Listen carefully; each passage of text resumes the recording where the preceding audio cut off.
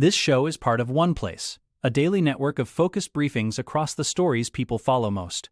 Welcome to today's briefing. We're diving into a massive shift in global energy markets, a high-stakes legal battle in Silicon Valley, and the latest economic ripple effects from the Middle East conflict. The UAE exits OPEC, causing a drop in oil prices. Elon Musk testifies against OpenAI in a dramatic courtroom showdown. Sam Altman's massive compute bets face a financial reality check. UK exports to the Middle East tumble amid war disruption. K-pop giant Hybe breaks records with the return of BTS. Thousands of British firms face collapse as financial distress surges. Meta faces EU sanctions for failing to protect young children. Downing Street dismisses reports of a private sector rent freeze. First, the oil market shift. The global energy landscape is facing a significant shakeup as the United Arab Emirates officially announced its departure from OPEC. This move, set to take effect this Friday, has already triggered a decline in oil prices, with Brent crude falling toward the $100 mark. The UAE has grown increasingly frustrated with production quotas that have limited its ability to capitalize on its massive output potential. By leaving the cartel, the UAE signals a desire to operate independently and maximize its revenue, especially as the ongoing conflict involving Iran continues to strain global supplies. Analysts from ING Bank suggest that this exit will likely lead to an increase in overall oil output, which provides some relief to a market that has been incredibly volatile since the war began in late February. While the UAE's departure is a blow to OPEC's collective influence, the immediate future of oil prices still hinges heavily on the Strait of Hormuz. This critical waterway, which previously handled about 20% of the world's oil, remains largely closed due to the regional conflict. Even with the UAE potentially pumping more crude, the logistical bottleneck at the strait means that short-term price stability is far from guaranteed. Investors are closely watching the stalled peace negotiations between the U.S. and Iran as any progress there could lead to the reopening of vital shipping lanes. For now, the market is balancing the prospect of increased supply from the UAE against the persistent threat of a prolonged blockade, leaving traders in a state of cautious anticipation as the geopolitical situation remains fluid.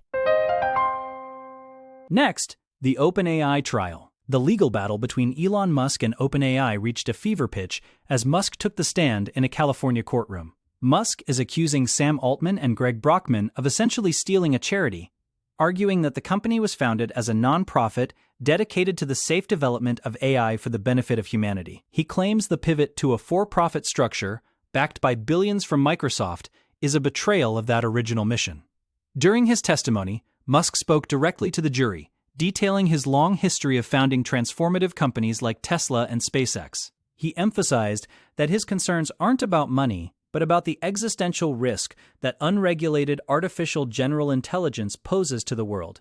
He believes we are getting dangerously close to AGI, potentially as soon as next year. OpenAI's legal team is firing back with a very different narrative, characterizing Musk's lawsuit as a product of jealousy and a desire for revenge. They argue that Musk is simply an embittered co-founder who tried and failed to take total control of the company before leaving in 2018. They also pointed out that Musk has since started his own rival AI firm, xAI, suggesting that this legal action is a strategic move to hamper a competitor. The defense maintains that Musk was fully aware of the company's plans to transition into a structure that could attract the massive capital required for AI development. As the trial continues, the jury will have to decide whether OpenAI's shift was a necessary evolution or a breach of a foundational contract that could have profound implications for the future of tech.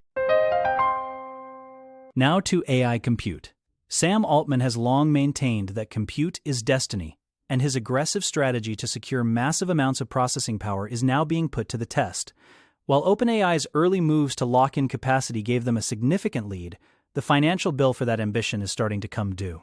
Reports have surfaced suggesting internal friction between Altman and his CFO, Sarah Friar, over whether the company overextended itself with these expensive compute deals.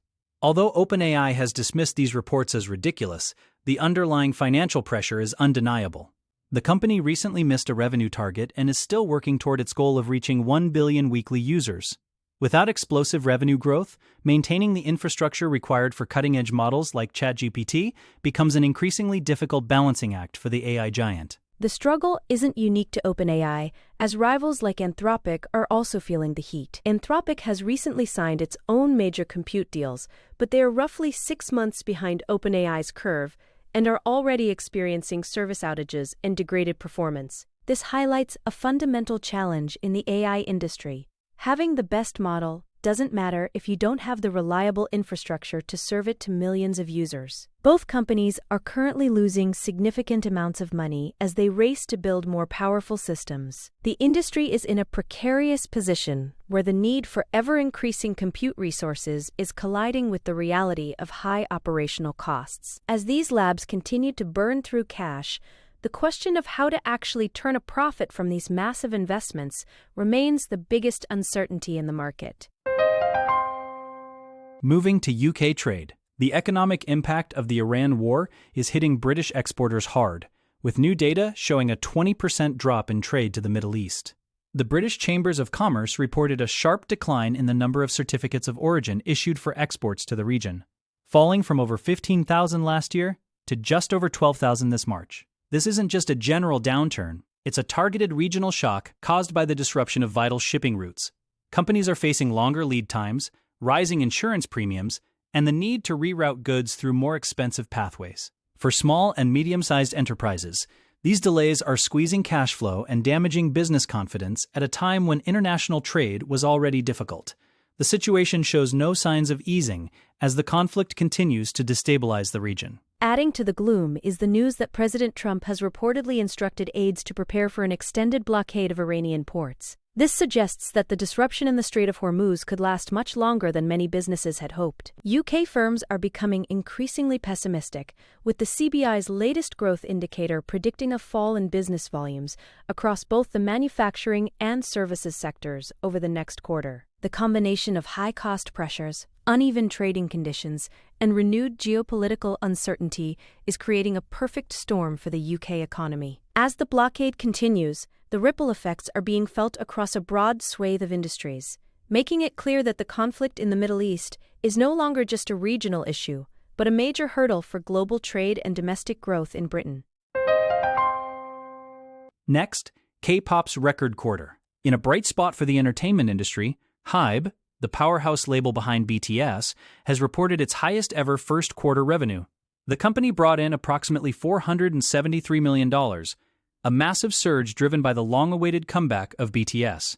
After a hiatus due to South Korea's mandatory military service, the Grammy-nominated group returned with their album Arirang, which dominated the Billboard 200 for 3 consecutive weeks.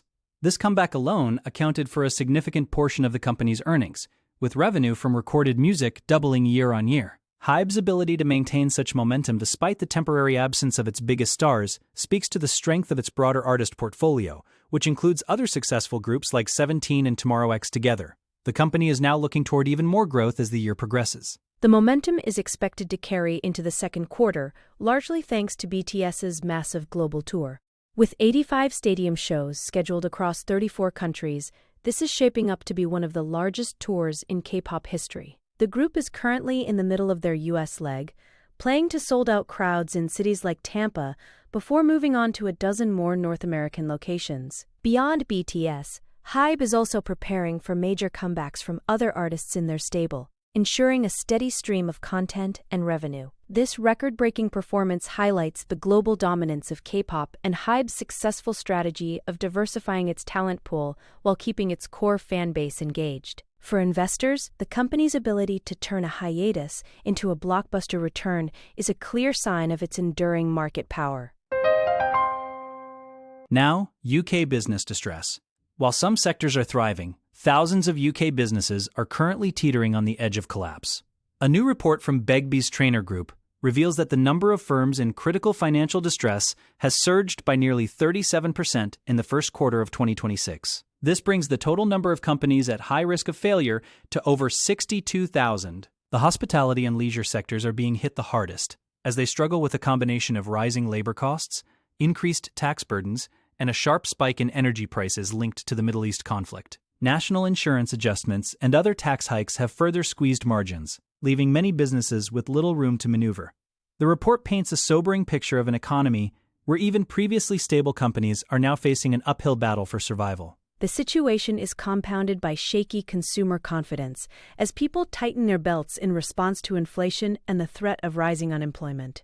Discretionary spending is falling, which is devastating for hotels, sports clubs, and cultural venues. Experts warn that we are likely to see an increasing number of so-called zombie businesses finally being tipped over the edge this year. Even more successful firms are adopting a cautious stance, hoarding cash to absorb future cost increases rather than investing in growth. This defensive posture across the private sector suggests that the economic recovery many hoped for this year may be delayed. With over 600,000 businesses already showing signs of significant distress, the pressure on the UK government to provide support or find ways to lower costs is becoming increasingly urgent as the crisis deepens.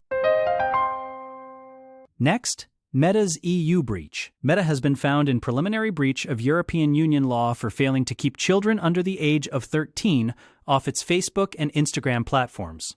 A 2-year investigation by the European Commission concluded that Meta's age verification measures are ineffective, allowing young children to easily bypass restrictions by simply providing a fake birth date. The Commission noted that Meta's own terms and conditions set 13 as the minimum age.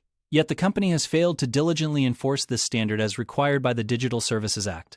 Furthermore, the tools provided for reporting underage users were deemed difficult to use and largely ineffective. This finding is a significant blow to the tech giant, as it faces increasing scrutiny over the impact of social media on the mental health and safety of younger users across the European continent. Meta has expressed disagreement with these findings, stating that they continue to invest in technologies to detect and remove underage accounts.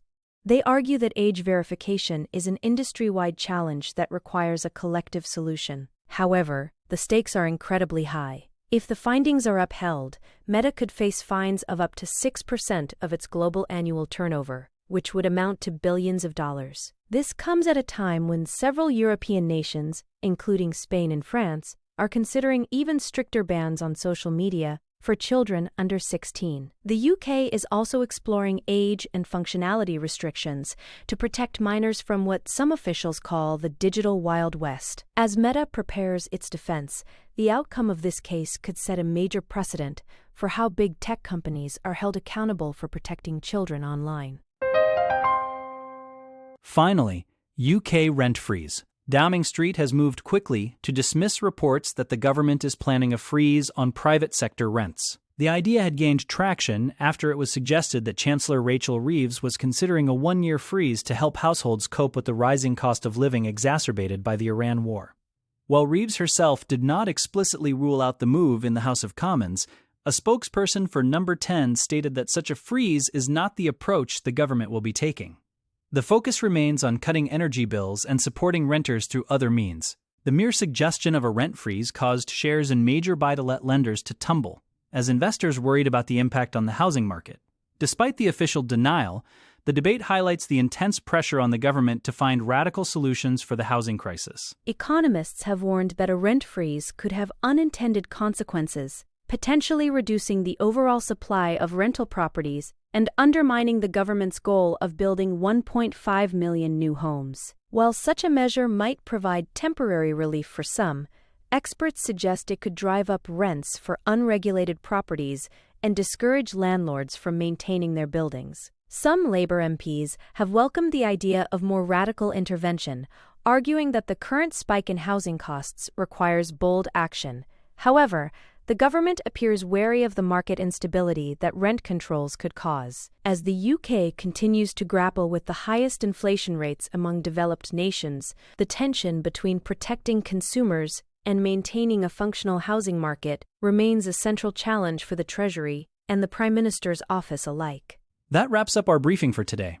Thank you for joining us for this deep dive into the stories shaping our world. Follow us for your next daily update on the news that matters most. We will see you back here tomorrow.